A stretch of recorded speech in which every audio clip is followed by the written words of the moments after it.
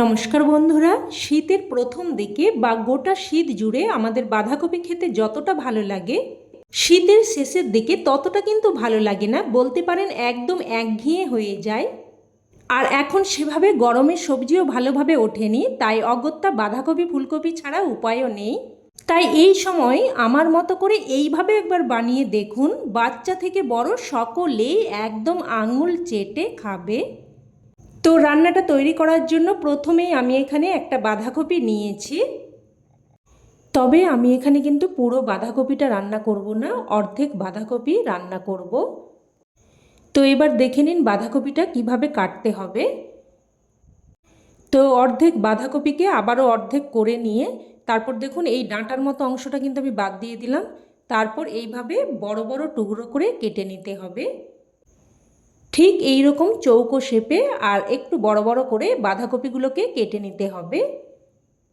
একদমই সহজ, আর এইভাবে কাটলে সময় কিন্তু একদমই বেশি লাগে না। খুব কম সময়ের মধ্যেই কিন্তু বাঁধাকপিগুলো কাটা হয়ে যায়।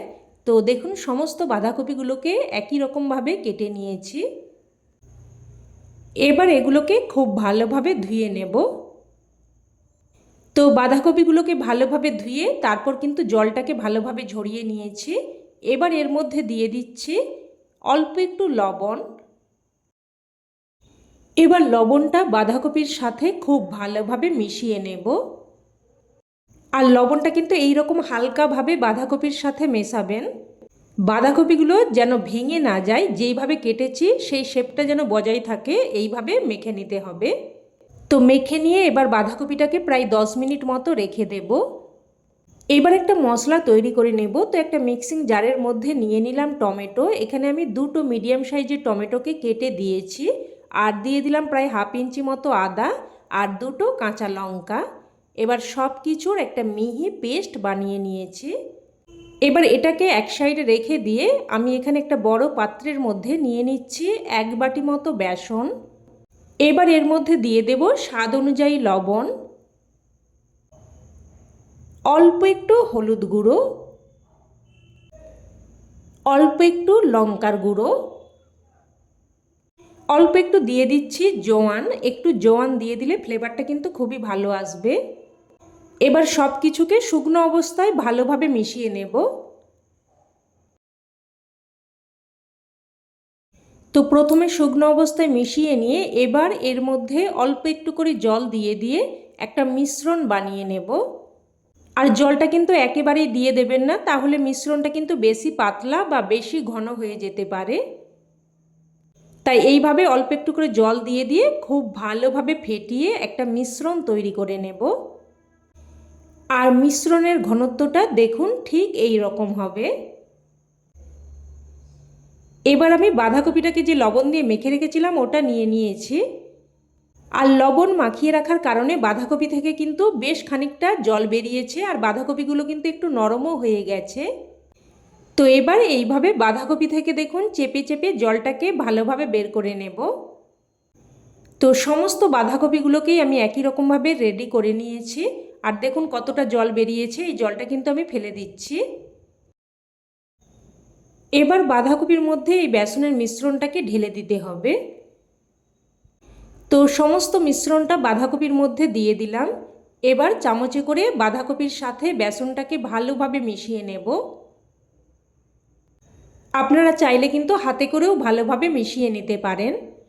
বন্ধুরা, আপনারা তো অনেক রকমভাবেই বাঁধাকপি রান্না করে খেয়েছেন, তবে আশা করছি এইভাবে কোনোদিন রান্না করে খাননি। তাই আপনাদেরকে অনুরোধ করব এইভাবে অবশ্যই একবার বানানোর। খেতে কিন্তু এটা অসম্ভব টেস্টি হয়। তো দেখুন বাঁধাকপির সাথে বেসনের মিশ্রণটা খুব ভালোভাবে মিশিয়ে নিয়েছি। এবার গ্যাস অন করে কড়াই বসিয়ে আমি দিয়ে দিচ্ছি এখানে সাদা তেল বা রিফাইন্ড অয়েল।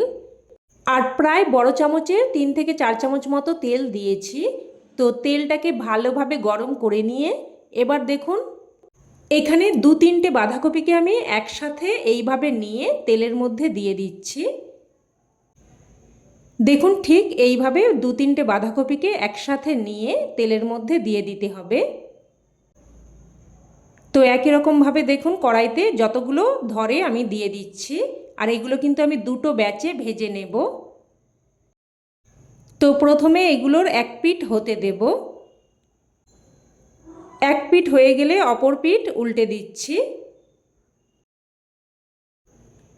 আর এইগুলোকে কিন্তু মিডিয়াম ফ্লেমে উল্টে পাল্টে লাল করে ভেজে নিতে হবে। তো দেখুন এগুলোকে লাল করে ভেজে নিয়েছি।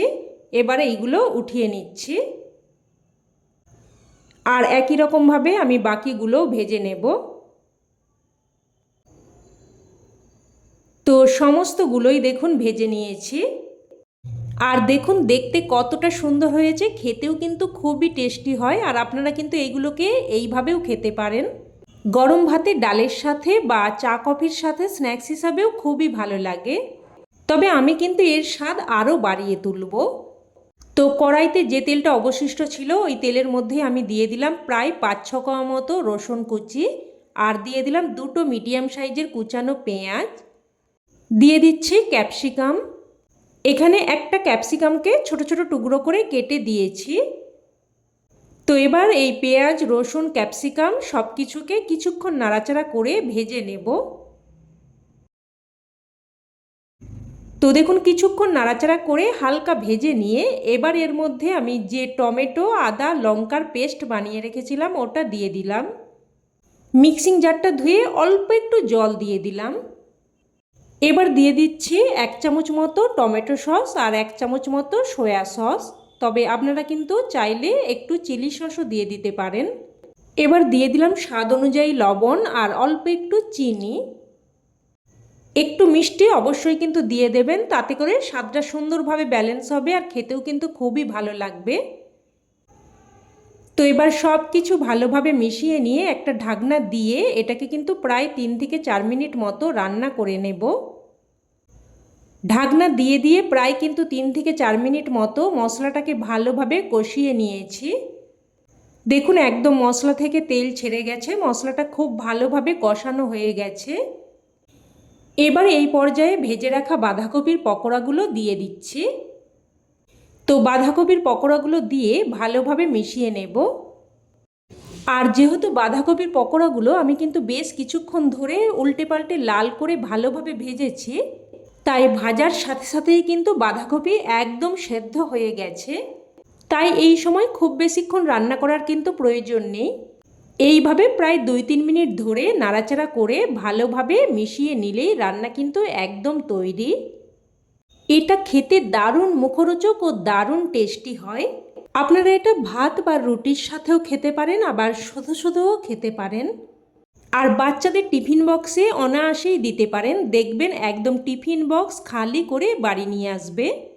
তো বন্ধুরা আজকের রেসিপি আপনাদের কেমন লাগলো অবশ্যই কমেন্টে জানাবেন। আর ভালো লেগে থাকলে প্লিজ একটা লাইক দিয়ে দেবেন। আর চাইলে অন্যান্য বন্ধুবান্ধব আত্মীয় স্বজনের সাথে শেয়ারও করতে পারেন। আর চ্যানেলের নতুন বন্ধু হয়ে থাকলে চ্যানেলটি অবশ্যই করে সাবস্ক্রাইব করে নেবেন। তো আজ এই অবধি, আবারও অন্য কোনো রেসিপিতে দেখা হবে। ততক্ষণে সকলে ভালো থাকবেন, সুস্থ থাকবেন আর সকলকে ধন্যবাদ।